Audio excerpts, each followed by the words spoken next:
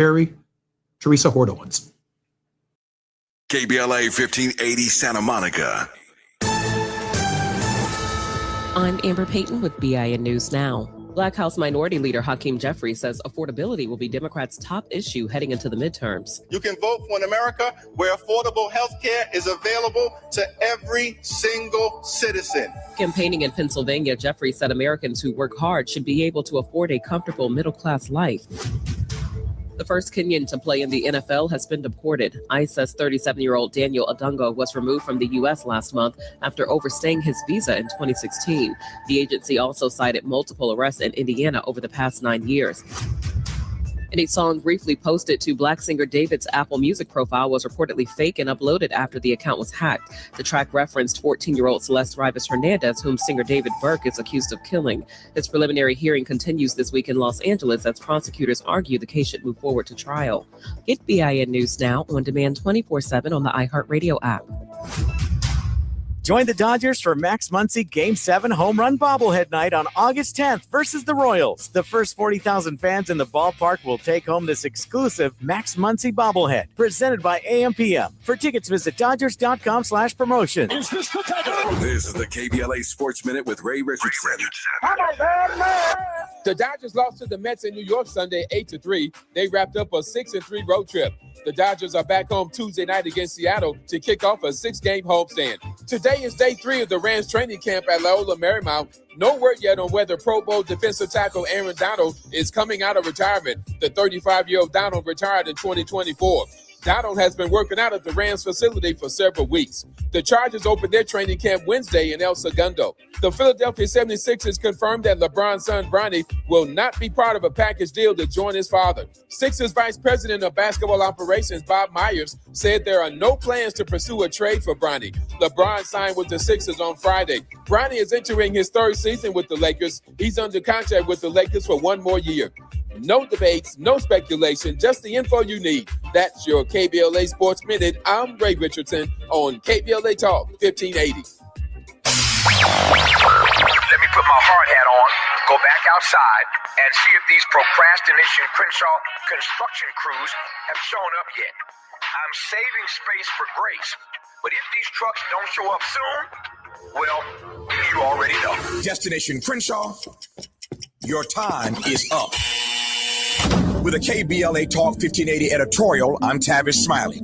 KBLA Talk 1580 and Bethesda Temple Church invite residents, churches, businesses, and community leaders along the Crenshaw corridor to join a vitally important community conversation Thursday, July 30th, 6:30 p.m. at Bethesda Temple Church, 4909 Crenshaw Boulevard.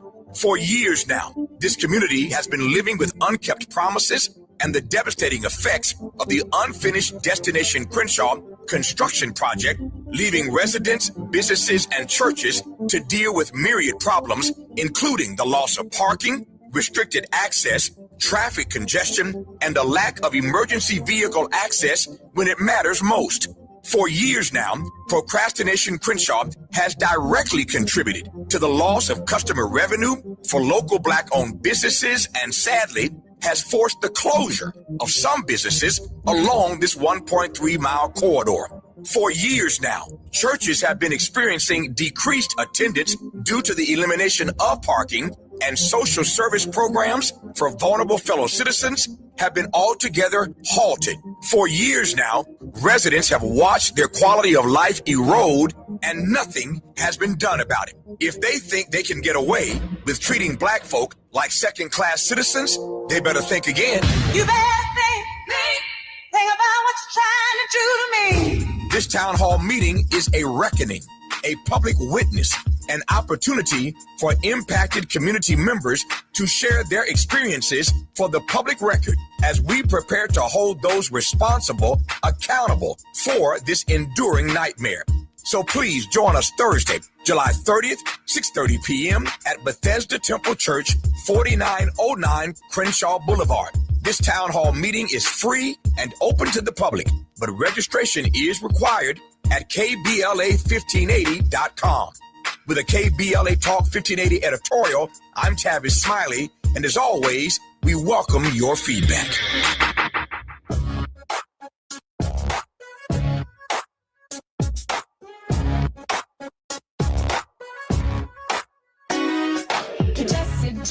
Jr. Show. The Jesse Jackson Jr. Show. The Jesse Jackson Jr. Show. The Jesse Jackson Jr. Show. Come on and talk with me. Come on and listen to me. Come on and talk with me. Come on and listen to me. KBLA, Talk 1580, download the app. I'm Jesse Jackson Jr. Welcome forward to the Jesse Jackson Jr. Show on KBLA Talk 1580. There is breaking news in the Nolan Ryan's case, to which we spoke of in the first hour and will continue in this hour. But I do want to read an editorial that I did not deliver last week, but would love to deliver right now. The crowd as detective. What the Nolan Wells case reveals: there is a moment in every American racial tragedy when the public stops waiting for institutions to explain themselves and starts doing the work on its own. That moment has arrived again on Mississippi's Gulf Coast, where the death of 18-year-old Nolan Wells has become something larger than a missing persons case. It has become a collective investigation conducted in real time by people who have never met the Wells family and never set foot on Horn Island. Wells went missing on July 4th, boat trip with 3 friends. His body was recovered 2 days later. In the week since, sociologists, psychologists, attorneys, ordinary citizens with no formal training, and all have combed through every public statement, cross-referencing timelines, flagging inconsistencies, debating what a young athlete who knew him could swim or would not do. Attorney Ben Crump has pointed to a direction contradiction at the center of it. One account has Wells telling a young woman he was heading back to the boat, while his friends say he told them he was staying behind. An independent autopsy came back undetermined, unable to rule out foul play. Its findings presented not in a courtroom, but in a press conference. 60 witnesses have been interviewed. The FBI is examining digital evidence, and still the public asks, who's telling the truth? This is not simply morbid curiosity. It is something Black America has been forced to develop over generations. That's right. We are Perry Mason, a parallel system of fact-finding born of necessity because the official system has too often arrived at conclusions that did not survive contact with the evidence. Emmett Till was murdered in 1955. An all-white jury acquitted his killers in barely an hour, and it was left to his mother, Mamie Till Mobley, to force the country to look at what had been done to her son by opening the casket to the world. When Medgar Evers was assassinated in 1963, it took 3 trials and 30 years before Byron Della Beckwith was finally convicted. And that conviction happened only because the case was reopened by dogged journalists and citizens who refused to let it lie. The pattern is old. The tools are new. Social media has not created this vigilance. It has simply given it a stage and a speed it never had before. A generation ago, the people asking hard questions about a case like this would have been written letters, organized in church basements, and waited months for a newspaper to notice. Today, a clip from a press conference travels across the country before the sheriff's department has finished the morning newspaper briefing. That speed can be reckless, and it has produced its share of false claims and premature speculation in this very case, but it has also done something the old system rarely allowed. It has put ordinary people in direct possession of the same raw material, the same statements, the same contradictions, the same gaps that used to belong exclusively to prosecutors, detectives, and all-white juries. We are now watching. And what is happening around Nolan Wells is, in effect, a referendum on trust. Sheriff John Ledbetter says no foul play has been identified. The family's independent pathologist says he cannot rule it out. Reasonable people can hold both statements in mind and still feel the tug of history, because history has taught Black families in Mississippi in particular that no foul play identified and no foul play occurred are not always in the same sentence. That's not paranoia. That's memory. It's the memory of Till, of Edwards, and hundreds of cases with less coverage and no reward money, where the official story closed a file that the community never believed was actually closed. None of these requires anyone to prejudge what happened to Nolan Wells. The contradictions in the witness accounts make their own innocent explanation. Grief and fear can make people's stories bend without conspiracy at all. But the stench to watch closely, to compare notes, to refuse to let a single official narrative stand unchallenged, that instinct is not cynicism. It's called citizenship. exercised by people who've learned at the great cost that accountability is rarely handed down. It is built one contradiction at a time by people willing to keep asking the question until somebody in authority is willing to answer them honestly. This is the real story here. Larger than any one island or any one's family grief, a community that has been told for generations to trust the process has decided once again to also watch it. I'm Jesse Jackson Jr., listening to the Jesse Jackson Jr. Show. When we come forward, none other than the president of the Disciples of Christ, the Honorable Dr. Reverend Terry Hort Owens, will be our regular contributor and be our guest. More on KBLA Talk 1580 when we come forward.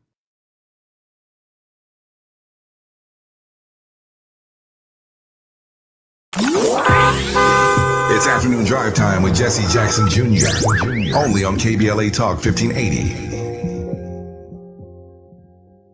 Are you drowning in IRS tax debt? Angela was. She called Civic Tax Relief and saved over $80,000. Felicia was having health problems, got behind on her taxes, interest and penalties were adding up. She called Civic Tax Relief and saved over $15,000. Civic Tax Relief is a professional tax negotiation firm that can protect you from the IRS. If you're getting collection letters, call Civic Tax Relief for a free consultation. They will go to work helping you discover all the relief programs you may qualify for free. James owed the IRS $37,000. Civic Tax Relief represented him against the IRS, and by the time everything was completed, he did not owe the IRS anything. If you are in trouble with the IRS, call Civic Tax Relief for your free consultation now. 800-200-2257. 800-200-2257. Get a free consultation and real tax relief. Call 800-200-2257. 800-200-2257.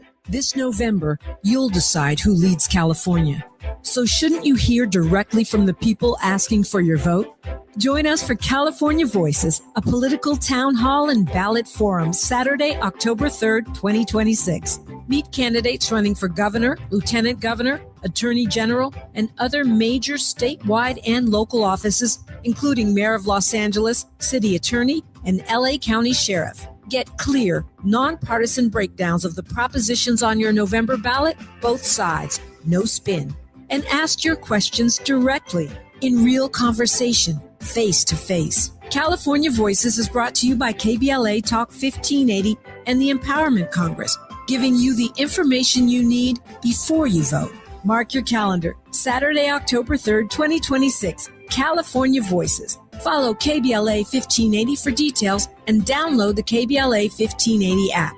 Your vote, your voice. Be there. Now back to more of Jesse Jackson Jr. on KBLA Talk 1580. The Jesse Jackson Jr. Show. The Jesse Jackson Jr. Show. The Jesse Jackson Jr. Show.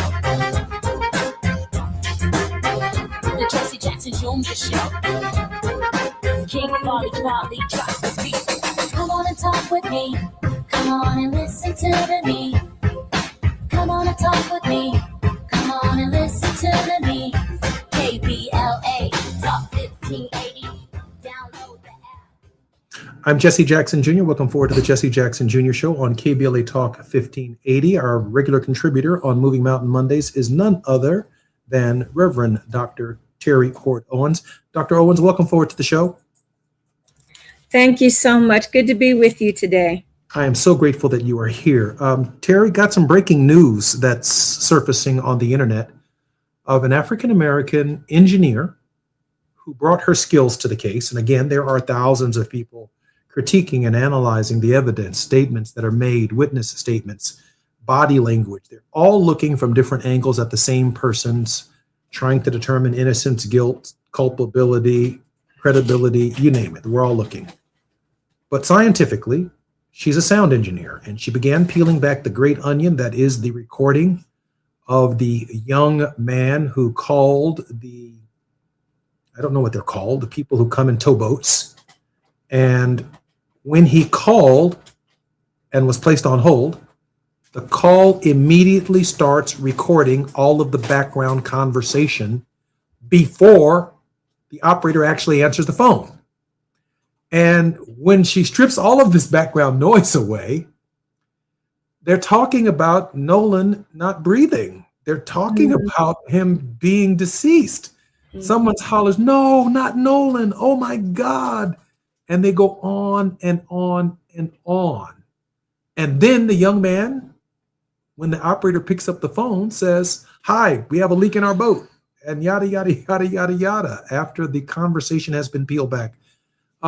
Reverend Owens, our people, our country, Mississippians, all have a reasonable distrust of the behavior of Mississippi officials, particularly in the Deep South, for decades, maybe since the founding of the Republic itself on this, the 250th anniversary. Your thoughts about this moment in our collective psyche? You know, this, as you were saying earlier with Ernest, this pattern is not new. The stories and the lies that we're being told are not new, and the blatant disregard for Black life is not new.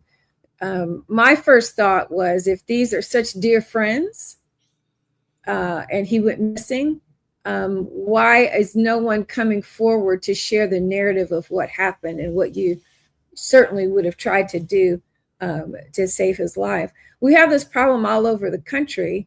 And as I'm here in DC getting ready to preach tonight for a Moral Monday gathering in front of the White House, we have this responsibility to vote, but it's not just for those who go to DC. It's for our local prosecutors. It's for places where local judges can be voted upon, because there continues to be a society where our lives simply do not matter. And even young white people grow up in an environment knowing that the system is on their side. These young people have been allowed to simply be silent and not say anything. And as you said, our investigative procedures have had to we've had to go deep and go far and wide in order to find truth and justice for ourselves. But it is, it's sickening. It really is sickening that in 2026, there is still a generation of white people who simply understand it as the way that the world is, that they will not be even assumed to be complicit in anything, that they can simply be quiet, and that's okay.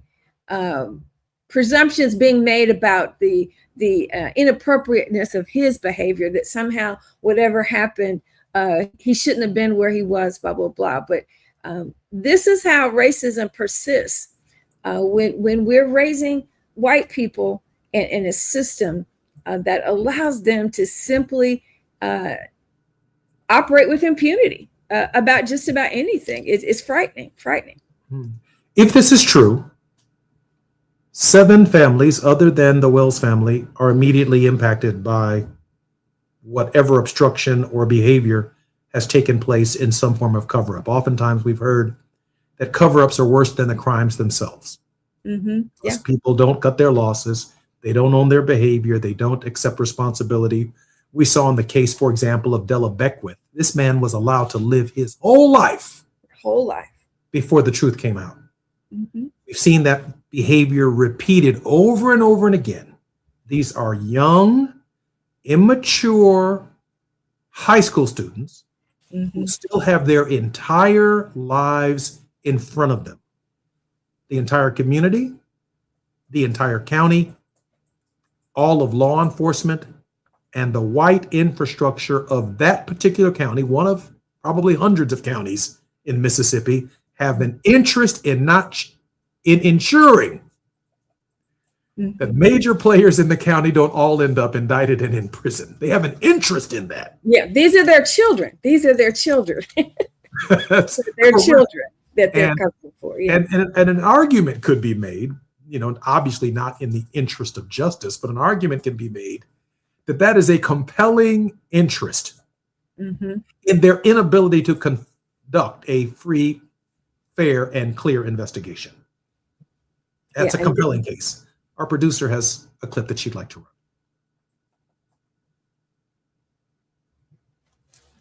Yo, this is why so-called jokes about lynchings and George Floyd like we saw at this roast will never be funny. I need you to sit with this number for a second. Raynard Johnson, Mississippi, 2000. Otis Bird, Mississippi, 2015. Lennon Lacey, North Carolina, 2014. Trey Reed, Mississippi, 2025. Kyle Basinga, Georgia, 2026. Almost every single one of these cases ruled suicide. Some within days. Some before a full investigation ever happened. Families reporting broken bones, bound hands, feet touching the ground. And still, case closed.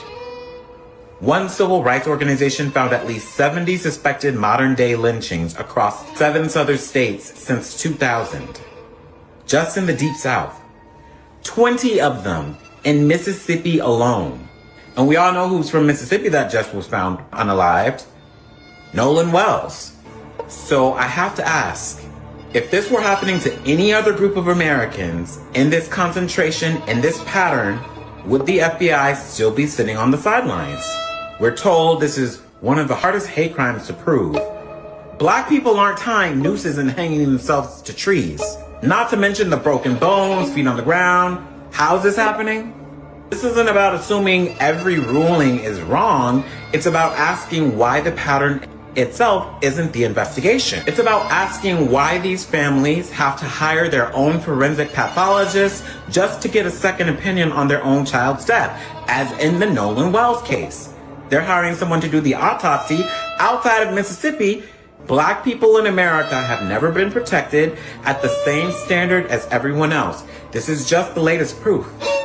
Say their names. Gerard Jackson, Tonae Miller, Juliana Nzita, Kai James, Denoris Richardson, Roy Veal, Clarence Otis Cole, Nick Naylor, Gregory Johnson, Frederick Jermaine Carter, Marco McMillan, Ben Keita, Philip Carroll. The names and the patterns are too convincing for us, Madam President, to ignore. You're muted, Madam President, you're muted.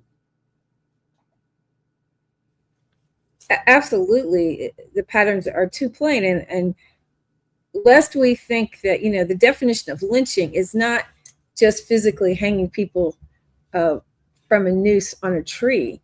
It is people killing and torturing people and sort of taking justice into their own hands. And there's certainly a racial element to it, but people can be lynched in many ways. Otis Bird, I'll never forget that, being tied and dragged through the streets of his own city from the back of a pickup truck. There are just too many incidences of this for it to be coincidence. The cross that was burned in Grant Park in Chicago a few months ago, and with all the surveilling cameras that we have around the city of Chicago, and they're like, oh, we're not quite sure who did it. A young Asian man who said, oh, I didn't know what that symbol meant. I had no idea. But why are we just randomly burning crosses? People are not that ignorant of history, I don't think. And we're ready to make all sorts of explanations for this kind of torture and the disregard for life. And we're willing to give people the benefit of the doubt. And if the shoe was on the other foot, we're going to get killed for what you thought was a counterfeit $20 bill that I passed, or you thought I stole some candy. So you're willing to take my life, but you will prevent at all costs the lives of these non-Black folks when other lives are lost. It's like, I don't know what else to say. It just makes your stomach churn in anger. Really. Let me ask you this question. You are one of the rare leaders, an African-American woman who leads a mainline denomination where African-Americans are actually, I believe, a minority within the congregation, both here in the United States and in Canada as well. There must be some solace and some hope in your thinking, given the broad cross-section of people who are analyzing, critiquing, offering their opinions about what happened to Nolan. It's not just Reverend Al Sharpton. It's not just Ben Crump. I mean, it has taken on a life of its own because there are many young whites who've been in meetings where they've heard their friends saying disparaging things about friends that they call their friends and certain behaviors. What are your thoughts about the reality that in this crazy, strange kind of way, a different kind of rainbow has formed for justice? I think so, and the only rainbow that will succeed is indeed this pluralistic rainbow. The disciples of Christ have long had a priority to be an anti-racist church. I mean, our clergy have to do anti-racism training on just as they have to do repeated continuing professional education around boundaries and all that good sort of stuff every 4 to 5 years. All of our boards, ministry boards do this. We do this with people who start serving on our general board. It's constant reminder, and it's also a constant call to the whole church, as I'm always saying, to be the church that we say we are. And fortunately, because the church made those commitments long ago, it enables me to continue to call the church to account on those matters. I know lots of young clergy, young white clergy, young white lay people who are just as vocal about these issues and about these matters and find it appalling and disgusting and are speaking out in their local communities. We also have to get further into the pews. I don't think sometimes it's not that people don't care, but people sometimes think in the church, oh, well, this is that's politics. We don't need to get involved in that. Anything that touches humanity, the church has the right to speak and act about. That's the way of Jesus. It's the work of the church. Every single faith tradition has some corollary to the golden rule. Madam President, let me ask you this question because we have about 3 minutes, maybe 2 minutes and 45 seconds before we come forward. These racial cases take on a heightened awareness in our country, in our spirits. But I think an argument could be made in Los Angeles and certainly in Chicago and other major cities that dozens of young African-American men have been killed at the hands of African-American men in the last couple of months alone, black on black violence. Why not the outrage in that space, just as we're seeing the outrage in the Nolan Wells space? I think that's a pretty layered kind of question. In some cases, we don't want to critique ourselves when we need to be holding ourselves accountable. That's honest. That's honest. We don't want to critique ourselves. But the other reality is that it's not just a matter of somebody having a gun and shooting. When you look at structures in society and a lot of these, they're rituals, rites of passage of belonging, right? And certain gangs go out and shoot, go out and hurt, go out and do these things. And when we have an environment where young people are not presented with options, when certain expectations are not being set either in their own families or in their own communities, when your parents can't provide food on the table, when you are going to school in buildings that don't have heat or books, you look all around you on TV and everybody in the world seems to be prospering but you, and you have no vision for, nobody has shown you what the options are. You find a way to make the best way that you can.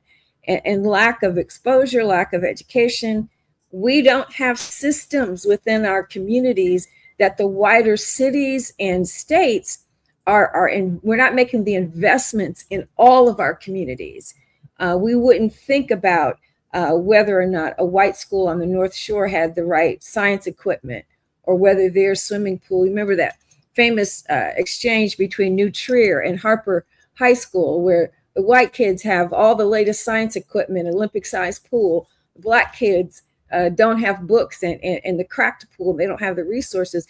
We have to quit aligning the value of our children with our property values, because if they don't see the resources that provide them with options and some sort of hopeful view of the future, they will take and make what it is that they need in order to feel hopeful themselves. So we all bear some responsibility for this. I'm Jesse Jackson Jr., listening to the Jesse Jackson Jr. Show. It's Moving Mountain Mondays. Our very special guest, Reverend Teresa Terry Hord Owens, is our guest. More when we come forward on KBLA Talk 1580. It's afternoon drive time with Jesse Jackson Jr. Only on KBLA Talk 1580.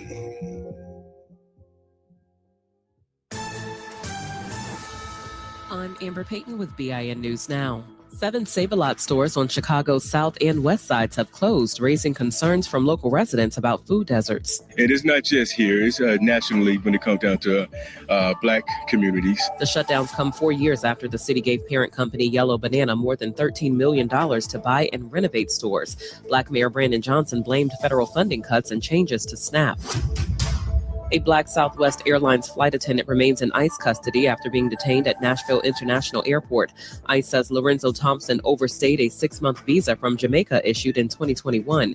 A fundraiser says Thompson has a valid work visa and a pending asylum case. And one of the nation's largest celebrations of Black theater is underway in Winston-Salem. The International Black Theater Festival features more than 100 performances and cultural events through Saturday. Get BIN News Now on demand 24/7 on the iHeartRadio app. Join the Dodgers for Max Muncy Game 7 Home Run Bobblehead Night on August 10th versus the Royals. The first 40,000 fans in the ballpark will take home this exclusive Max Muncy bobblehead presented by AM/PM. For tickets, visit Dodgers.com/promotion. This is the KBLA Sports Minute with Ray Richardson. The Dodgers lost to the Mets in New York Sunday 8-3. They wrapped up a 6-3 road trip. The Dodgers are back home Tuesday night against Seattle to kick off a 6-game homestand. Today is day 3 of the Rams training camp at Loyola Marymount. No word yet on whether Pro Bowl defensive tackle Aaron Donald is coming out of retirement. The 35-year-old Donald retired in 2024. Donald has been working out at the Rams facility for several weeks. The Chargers opened their training camp Wednesday in El Segundo. The Philadelphia 76ers confirmed that LeBron's son, Bronny, will not be part of a package deal to join his father. Sixers Vice President of Basketball Operations, Bob Myers, said there are no plans to pursue a trade for Bronny. LeBron signed with the Sixers on Friday. Bronny is entering his 3rd season with the Lakers. He's under contract with the Lakers for 1 more year. No debates, no speculation, just the info you need. That's your KBLA Sports Minute. I'm Ray Richardson on KBLA Talk 1580.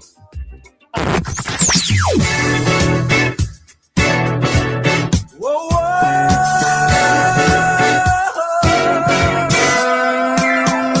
This is KBLA Talk 1580. Talk radio. That's music to your ears.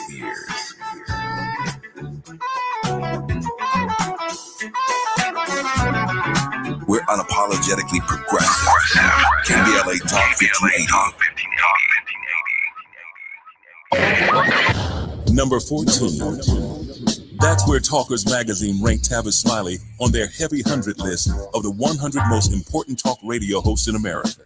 Join Tavis weekdays, 9 a.m. to noon or 9 p.m. to midnight.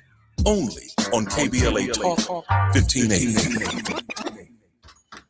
Knock, knock, Capital One Bank guy. Wow, Charles Barkley? I just moved into the neighborhood. Can I borrow some Wi-Fi? Sure, Chuck. That's what the Capital One Cafe is here for. Open 7 days a week. Oh, can I use your ATM? My dog walker only takes cash. Anything for a neighbor. Can I try the catchphrase? Sure. Take it for a spin. There's no fees and minimums on Capital One checking accounts. Nice, Chuck. I'll take it from here. Capital One. What's in your wallet? Terms apply. Visit CapitalOne.com/bankguide for details. Capital One and name member FDIC. Don't be anxious or confused about AI. Take control of your career when you get the skills to tackle real business problems and design specialized solutions. HR Dive reported that entry-level talent with applied AI credentials can receive up to a 25% salary boost. But where do you find training that you can trust? Future-proof your career and deliver more value with Humans Lead the Way AI. Their hybrid learning courses use practical definitions, real-world examples, and strategic insights to help you and your team understand AI with confidence. No magic, no hacks, no shortcuts. Just practical knowledge that helps you use AI more successfully. Don't wait. AI can never replace people who know how to use it well. Register for courses today at humansleadtheway.com. That's humansleadtheway.com. Onyx, I keep having stomach issues. Please make me a doctor's appointment. Okay, are you suffering from diarrhea, bloating, gas, or oily stools? If so, you may want to ask your doctor if it could actually be a problem with your pancreas, called exocrine pancreatic insufficiency, or EPI. My pancreas? How is EPI treated? A prescription medicine like Creon, pancrelipase, is used to treat people who can't digest food normally because their pancreas doesn't make enough enzymes. Creon is the #1 prescribed treatment for EPI. Creon may increase your chance of fibrosing colonopathy, a rare bowel disorder. Tell your doctor if you have a history of intestinal blockage or scarring or thickening of your bowel wall, if you are allergic to pork, or if you have gout, kidney problems, or worsening of painful swollen joints. Call your doctor if you have any unusual or severe gastrointestinal symptoms or allergic reactions. Take Creon as directed by your doctor and always with food. Do not chew capsules, as this may cause mouth irritation. Other side effects may include blood sugar changes, gas, dizziness, sore throat, and cough. These are not all the side effects of Creon. You can learn more at 1-800-633-9110. Before your appointment, visit creoninfo.com. That's CREON info.com. You're listening to Jesse Jackson Jr. on KBLA Talk 1580. The Jesse Jackson Jr. Show. The Jesse Jackson Jr. Show. The Jesse Jackson Jr. Show. The Jesse Jackson Jr. Show. King Volley, drop the beat. Come on and talk with me. Come on and listen to me. Come on and talk with me. Come on and listen to me.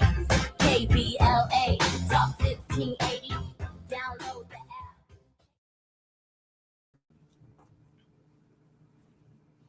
I'm Jesse Jackson Jr. Welcome forward to the Jesse Jackson Jr. Show on KBLA Talk 1580. It's Moving Mountain Monday on the Jesse Jackson Jr. Show.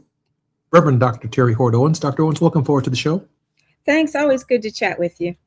You know, I'd like to pivot if I can for a moment because the conversation about Nolan at this stage for me has become somewhat heavy. And I'd like to pivot to part of a conversation that I had with Ernest in the last hour, and that was about Tuskegee Institute and a number of institutions that are now changing their dress codes and their standards by which they will allow students to walk around their campuses and even maybe even enter their institutions, which I don't think is a bad idea, by the way. You're no longer at home with your parents. This ain't about your mama and your daddy and your neighborhood. This is preparing you for the real world, for that which is not only respectable, but for the adulthood that you are now being asked to assume. Some of these things should have happened back when you was in elementary school and when you were at home, but apparently they didn't. But that challenge in no small measure also falls on grown Black folk, not just at HBCUs, but other Black people who come into contact with young people in the community, and they allow this behavior without bringing the behavior to our children's attention. Your thoughts about Tuskegee changing the standards? No more rollers in their heads, no more pajamas to classroom, no more slippers on their feet. If you want to stay at Tuskegee School. By the way, a school where the airmen and other men and women of integrity attended. Yeah. And their standards that they set for all of Black people. Yeah. Madam President? I think it's significant that we're talking about a historically Black college university here. It is not, I went to a predominantly white institution. And so the way I was taught to carry myself in those spaces is one thing. And we certainly understand, particularly at the point in time when I was in college. But I think our historically Black colleges, Spelman, Morehouse, Hampton, Howard, have all called their students to higher standards. It's a matter of how you reflect self-respect. We have watched our own beauty standards, right, and our own cool standards evolve over time from, a process and relaxed hair to natural, and now locks and twists. And all the other things. And there was a time when I remember counseling a young man in the 80s, young Black guy who used to play football for Northwestern, that he couldn't wear his earring at IBM because there would be certain assumptions that were made about him. But in the context of Black folks, helping Black folks to develop stronger senses of how you present yourself is certainly your choice in the world, but we do, I think, need to set standards in these environments. And you can, I'm on the Aunties Council, you know. I'm old enough to be on the Aunties Council that says, you know, my son is a musician. He lives in sweats and hoodies and a full beard. He gets to work in a way that I would never have been able to dress at work. So we see those shifts in society, and overall dress standards in corporate America are heavily relaxed. Angie's List headquarters used to be in the same building as our headquarters in Indianapolis. And you'd walk in and there would be in the lobby all these call center employees who were in pajamas and slippers. And Angie's List allowed them to be at work that way because they were simply on the phone. You never saw them. But most of us were like, wow, I would never have been able to show up at work dressing that way. So standards shift with cultural norms. But I think at the heart of this is simply these institutions seeking to instill a sense of pride. You know, when I was growing up, you wore a fro, but it was blown out and picked out, and you have some Afro sheen. You know, you were. Rest in peace, George Johnson. Yes, when I was in college, a friend of mine, you know, senior year, you're exchanging pictures, and I'll never forget my friend Ronnie. On the back of my picture, he said, "Terry, thanks for always having your hair done in public," because there were girls who came, you know, people white and black who came into the dining hall with curlers in their hair. I just would never have been allowed to do that, and never thought that that was a way that I could present myself. But I think something about how we present, how we make connections, and if nothing more, to say I must insist myself on having higher standards for myself than maybe even society may have of me, because we have to learn how to hold ourselves to standards. In college, it may be imposed upon you. My sister is a Spelmanite. We were wearing jeans and sweaters at Harvard back in the 80s. She was in skirts and heels. It was just a culture about how you presented yourself in a very different environment. So I'm with the Aunties Council. Well, I'm with the Unks, and we on the Unks Council, we don't like the behavior on airplanes. I mean, I put on a suit and a blazer or a suit and a regular T-shirt or something, but I look like I'm traveling from one city to the next city and that I belong on the plane. This isn't a Greyhound station, and I would ask for standards on Greyhound. Yeah. Because Rosa Parks had standards when she sat on the Greyhound. And I would ask for standards when you get on a train, because we set standards and we call the community to higher standards. I agree with you on that. Yeah. Speaking of standards, Reverend Owens, Cheyenne Bryant, I haven't mentioned her name on my show, but there's great controversy about her having a doctorate degree from a institution that was founded in May of 2026. Let me say that again, May of 2026. This is May, June, July, August. Mm-hmm. And the degree specifically has been sold and touted as an earned doctorate in theocentric psychological counseling. Never heard of that. And she's the only person in the history of this university to ever receive a PhD. She's the only person to ever receive a doctorate, as far as I can tell, in the history of something called theocentric psychology or whatever. And the internet is also lighting her up, suggesting that while she's counseling people and offering lots of advice, that there is no evidence that she has a doctorate at all. And I'm making a distinction between people who have life's work and receive honorary doctorates. I have an undergraduate degree at North Carolina A&T. I have a master's in theology. I have a law degree. I have 3 honorary doctorates from 3 different medical schools. They don't give them away lightly. And another 10 from major universities as well. So I don't call myself Dr. Jackson, although I could, I guess, but I don't. Your thoughts on the credentialing of us and how we see ourselves? You know, and I spent enough time in higher ed administration to know, and my dad's a retired college professor, but I believe firmly that if you say it's earned, it needs to be legitimate. I mean, you can get an MDiv online. You can be ordained online, and people that take it seriously would never allow themselves to do that. I've got multiple honorary doctorates. I'm in the midst of working on my PhD. I had to take some time off because of this role. And there are people who say, oh, yeah, Terry, why? People sort of assume that you're Reverend Doctor. And here's what's happened in our community. Everybody wants so badly to be doctor and Reverend Doctor. We want to, and you haven't seen a school and you're Reverend Doctor. You are shepherding 10 people and you're bishop. You're bishop. We want these titles, and we don't have the preparedness that the credentialing should signify. And I think we do ourselves a great disservice. And the people who do this good work and put the work in, I will print my name as Reverend Doctor when I earn that degree. I'm Jesse Jackson Jr. You're listening to Jesse Jackson Jr. Show on KBLA Talk 1580 with Reverend Terry Horto, and some more when we come forward on KBLA.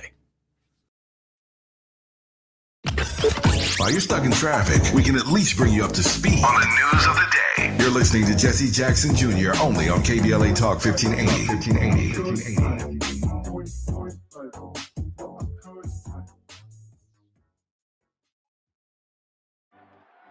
It's game day. Are your moderate to severe Crohn's disease or ulcerative colitis symptoms keeping you from the action? Skyrizi, risankizumab Riza, could help you get back to the game.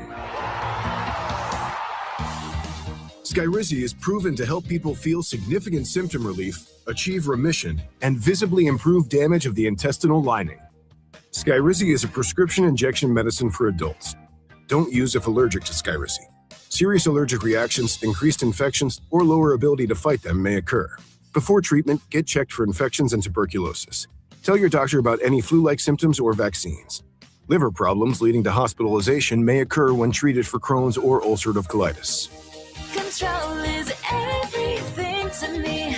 Ask your doctor about Skyrizi, the #1 prescribed biologic in Crohn's and ulcerative colitis combined. Learn more at skyrizi.com or 1-866-SKYRIZI. KBLA Talk 1580. We've got a lot to talk about. KBLA Talk 1580, connecting you with services and solutions. These are hard times for housing in America. Too many in our community face barriers to safe housing, behavioral health care, and affirming spaces for healing, particularly those impacted by poverty and stigma or incarceration. Rooted in South LA, Ahmad supports impacted communities through housing, wellness, and leadership development. Ahmad provides culturally responsive, peer-led support from transitional housing and mental health services to leadership development and youth empowerment. They offer safe, affirming houses for youth, transgender women, and formerly incarcerated individuals. Therapy and peer support with a focus on healing trauma in Black communities. HIV prevention and care, free testing, education, and wraparound services for whole person wellness. Standing in the gap with health, housing, and hope. Reach out to Ahmad Institute at 323-569-1610. That's 323-569-1610. Or visit amaad.org. This is a community call to action from KBLA Talk 1580. KBLA Talk 1580. We've got a lot to talk about. KBLA Talk 1580 joins you in standing for voting rights. The midterm election campaign season is here now. The 2028 presidential election is right around the corner. When We All Vote is a leading national nonpartisan initiative on a mission to change the culture around voting and to increase participation in each and every election by helping to close the race and age gap. Created by Michelle Obama, When We All Vote brings together individuals, institutions, brands, and organizations to register new voters across the country and advance civic education for the entire family and voters of every age to build an informed and engaged electorate for today and generations to come. When We All Vote empowers their supporters and volunteers to take action through voting, advocating for their rights, and holding their elected officials accountable. It's all in for 2026 and 2028. Please visit whenweallvote.org to stand up for your rights, voting rights. This is a community call to action from KBLA Talk 1580. Now back to more of Jesse Jackson Jr. on KBLA Talk 1580. The Jesse Jackson Jr. Show. The Jesse Jackson Jr. Show. The Jesse Jackson Jr. Show. The Jesse Jackson Jr. Show. King Volley, drop the beat. Come on and talk with me. Come on and listen to me. Come on and talk with me. Come on and listen to me. KBLA Talk 1580. Download the app. Jesse Jackson Jr., welcome forward to the. I'm Jesse Jackson Jr. Welcome forward to the Jesse Jackson Jr. Show on KBLA Talk 1580. It's Moving Mountain Mondays on the Jesse Jackson Jr. Show. Our very special guest is the General Minister and President of the Disciples of Christ, Reverend Owens. Welcome forward to the show. Thank you, sir. Good to be here. You know, one of the ways, Madam President, that we earned our respect deep in the South after we kind of figured out that the idea was to disrespect us was how we named our children. Mm-hmm. My dad said that in deep Mississippi that they want to call you boy so bad. So if your last name was Williams, some parents would actually name their child Mr. So when the young man would say, "What's your name?" "My name is Williams." "No, what's your first name, boy?" "My name is Mr. Williams." Make him call you Mr. Williams. We got other young kids in the Deep South whose parents named them Judge. Judge Mitchell. So the title became their first name as a way, a kind of defensive mechanism for ending the ongoing disrespect of our personhood. Yeah. Our parents, our grandparents, our ancestors would give us names that reflected the respect that we deserve. So when people would call our names, we were associated with some kind of greatness, some kind of respect. Have we lost that, Madam President? I think we have lost the sense of the ritual of naming. You know, African cultures named you things that you could grow into, and named you after traditions and people that you could grow into. My dad, again, same age as your dad. They were born in the same year. And my name is Teresa Darlene. I was named after my mom, her middle name, Darlene. I've never been called Teresa. Everybody calls me Terry. And I once asked my mom, why do you call me Terry? Why didn't you just legally name me Terry? She said, I thought you needed to have a more formal first name. But my dad, his best friend, when his children were born, he had two sets of kids. The oldest two are Elaine and Franklin. With the third and fourth and fifth child, my dad participated in choosing African names for these people who were all born in the early 70s. If I had been born maybe 6 or 7 years later, I probably would have an African name, but it probably would mean something. Like my friend's, her name is Tuere Tene, and it means beloved of the heart.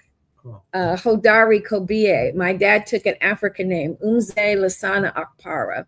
Umze simply means teacher, and he took his given Anglo name, Frederick Lee, and translated Lasana means poet, and Akpara, I think, means teacher.